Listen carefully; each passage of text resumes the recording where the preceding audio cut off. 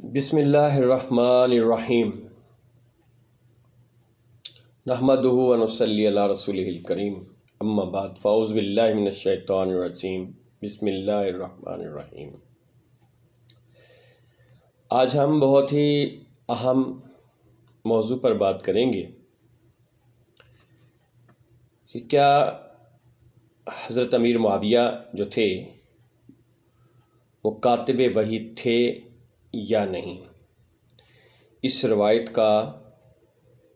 کیا سٹیٹس ہے اور پوری جو صورتحال ہے وہ آپ کے سامنے رکھیں گے۔ وہ بات جو روایات میں اور کتب تاریخ سے واضح ہوتی ہے اور یہی بات قابل اثبات بھی ہے، وہ یہ ہے کہ امیر المومنین حضرت علی علیہ السلام ابی بن کعب زید بن ثابت رضوان اللہ تعالیٰ اجمعین کاتب وحی تھے، لیکن معاویہ بن ابو سفیان کا بھی کاتب وحی ہونا یہ بات قابل اثبات نہیں ہے، اور اہل سنت کے بزرگان نے کہا ہے کہ یہ بات بنو امیہ کی طرف سے معاویہ کی فضیلت کے طور پر جعلی اور گھڑی گئی تھی۔ جیسے کہ آج کل آپ کو پتہ ہے کہ کچھ ایسے لوگ ہیں جو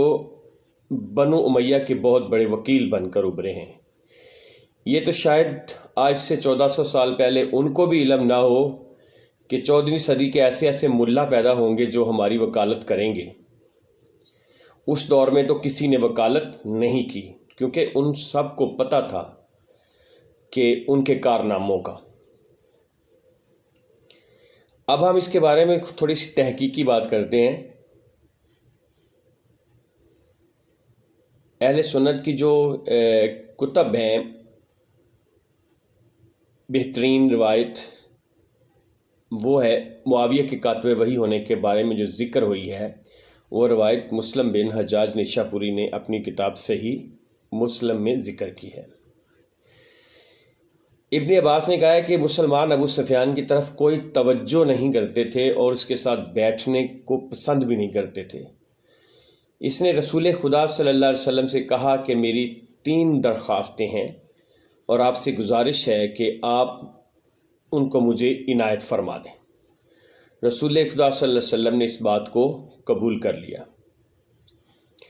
نمبر 1، عرب کی نیک ترین اور خوبصورت ترین بیٹی ام حبیبہ میرے پاس ہے، میں اس کی شادی آپ سے کرنا چاہتا ہوں۔ نمبر 2، معاویہ کاتب وحی ہو جائے، اور نمبر 3، مجھے لشکر اسلام کا سپہ سالار بنائے تاکہ کفار سے ویسے ہی جنگ کروں جس طرح کہ میں مسلمانوں سے جنگ کیا کرتا تھا۔ رسول خدا صلی اللہ علیہ وسلم نے اس کی تینوں باتوں کو قبول کر لیا۔ یہ روایت ہے جس کو لے کے سارے لوگ جو کہتے ہیں کہ وہ کاتب وحی تھے۔ ابو زمیل نے کہا ہے کہ اگر ابو سفیان ان 3 درخواستوں کو رسول خدا صلی اللہ علیہ وسلم سے طلب نہ کرتا تو وہ کبھی بھی پوری نہ ہوتی، کیونکہ رسول خدا صلی اللہ علیہ وسلم کسی کی بھی درخواست رد نہیں فرماتے تھے۔ نووی متوفی 676 ہجری، اس نے روایت کی شرح میں لکھا ہے کہ یہ احادیث میں سے وہ حدیث ہے جس میں اشکال ہے،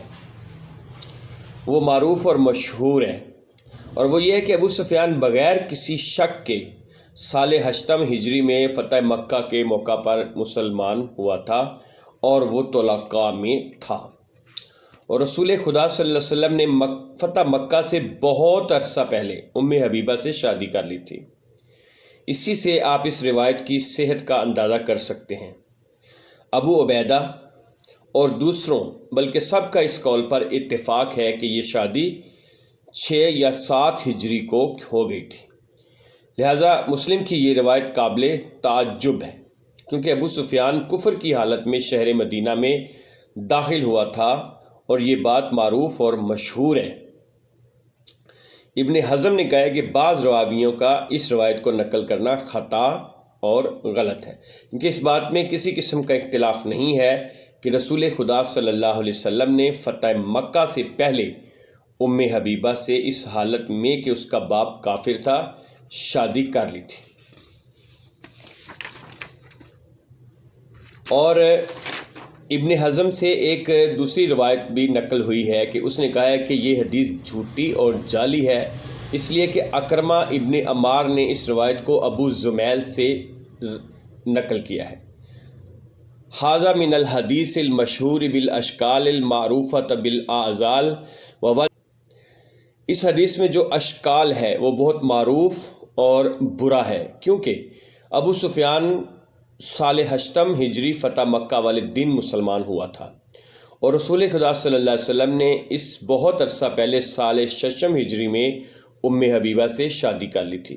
لیکن شادی کے بعد اس کو سال 7 ہجری میں اپنے گھر لے کر آئے تھے، اگرچہ بعض نے شادی والے سال کو سال 7 یا 5 ہجری بھی نقل کیا۔ ابن قیم الجوزی کہ جو ابن تیمیہ کا خصوصی شاگرد تھا، اپنے استاد کے عقائد اور افکار کو نشر کرنے والا بھی تھا، اس نے اس روایت پر بہت تفصیلی اشکال کیا ہے کہ ہم اس کے بعض حصے کو نقل کرتے ہیں۔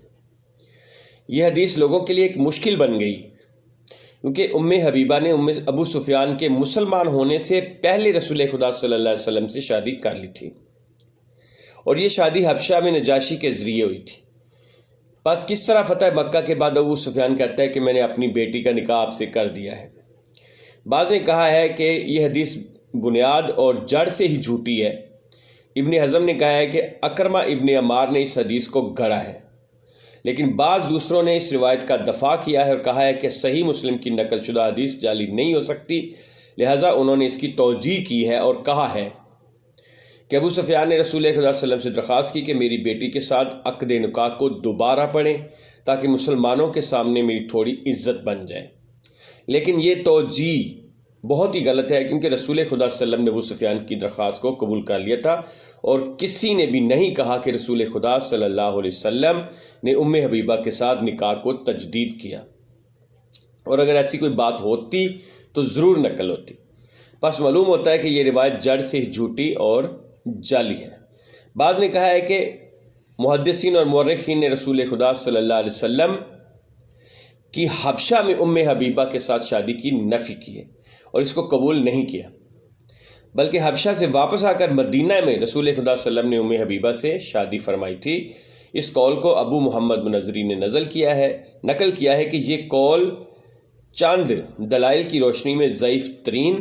توجیہ ہے۔ اس جواب اور توجیہ کو کسی کتاب میں نہیں دیکھا گیا اور کسی بھی قابل اعتماد بندے نے اس کو ذکر نہیں کیا۔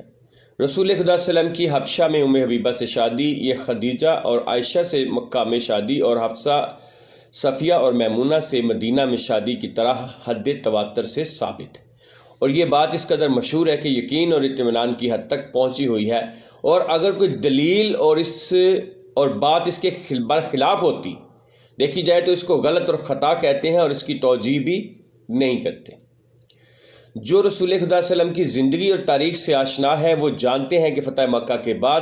رسول خدا صلی اللہ علیہ وسلم کا ام حبیبہ سے شادی کرنا یہ کسی کے ذہن میں آ ہی نہیں سکتا، اور کوئی بھی اس بات کو قبول کرنے کے لیے تیار نہیں ہے۔ ابو سفیان مدینہ میں اپنی بیٹی ام حبیبہ کے پاس آیا، اور جب رسول خدا صلی اللہ علیہ وسلم کی مسند مبارک پر بیٹھنا ہی چاہتا تھا تو اس کی بیٹی نے مسند کو اٹھا لیا۔ ابو سفیان نے کہا، میری بیٹی کیا یہ مسند اس قابل نہیں کہ میں اس پر بیٹھوں، یا میں اس قابل نہیں کہ اس مسند پر بیٹھوں؟ ام حبیبہ نے فرمایا کہ یہ رسول خدا صلی اللہ علیہ وسلم کی مسند اور بیٹھنے کی جگہ ہے، یعنی تم کافر ہو اور کفر کی حالت میں اس مقدس مسند پر بیٹھنے کی صلاحیت نہیں رکھتے۔ اس پر ابو سفیان نے کہا، تم بھی اب مجھ سے بچ کر رہنا۔ ام حبیبہ اپنے شوہر عبداللہ ابن حجش کے ساتھ حبشہ کی طرف ہجرت کرنے والوں میں سے تھیں، اور کیونکہ اس کا شوہر دین اسلام سے خارج ہو کر مسیحی ہو گیا تھا اور اسی جگہ دنیا سے چلا گیا تھا، ام حبیبہ مدینہ سے واپس آ کر رسول خدا صلی اللہ علیہ وسلم کے پاس گئی اور اپنے باپ کے گھر میں نہیں تھی۔ اس داستان میں کسی کو کوئی بھی شک نہیں ہے۔ اس کے علاوہ ابو سفیان فتح مکہ والے دن مسلمان ہوا تھا۔ اس بنا پر کیوں اس حدیث میں اس نے کہا ہے کہ ابو سفیان نے رسول خدا صلی اللہ علیہ وسلم سے کہا کہ عرب کی نیک ترین اور خوبصورت ترین بیٹی ام حبیبہ میرے پاس ہے، میں چاہتا ہوں کہ اس کی شادی آپ سے کروں، اور کیا ام حبیبہ کے ہجرت کرنی اور اس کے باپ کے مسلمان ہونے کے بعد اپنے باپ کے گھر میں تھی؟ اور اگر ابو سفیان مسلمان ہونے سے پہلے رسول خدا صلی اللہ علیہ وسلم کو یہ مشورہ دے تو یہ بات محال ہے، کیونکہ اس کی بیٹی اس کے پاس نہیں تھی اور وہ اس پر کوئی ولایت نہیں رکھتا تھا۔ اور اگر مسلمان ہونے کے بعد رسول خدا صلی اللہ علیہ وسلم کو مشورہ دیا ہو تو پھر بھی محال ہے، کیونکہ ام حبیبہ کی شادی فتح مکہ سے پہلے ہو گئی تھی اور ابو سفیان تو فتح مکہ کے موقع پر مسلمان ہوا تھا۔ ابن جوزی نے بھی لکھا ہے کہ بغیر کسی شک کے یہ حدیث بعض راویوں کی وجہ سے غلط اور خطا ہے، اور وہ اکرمہ ابن عمار ہے۔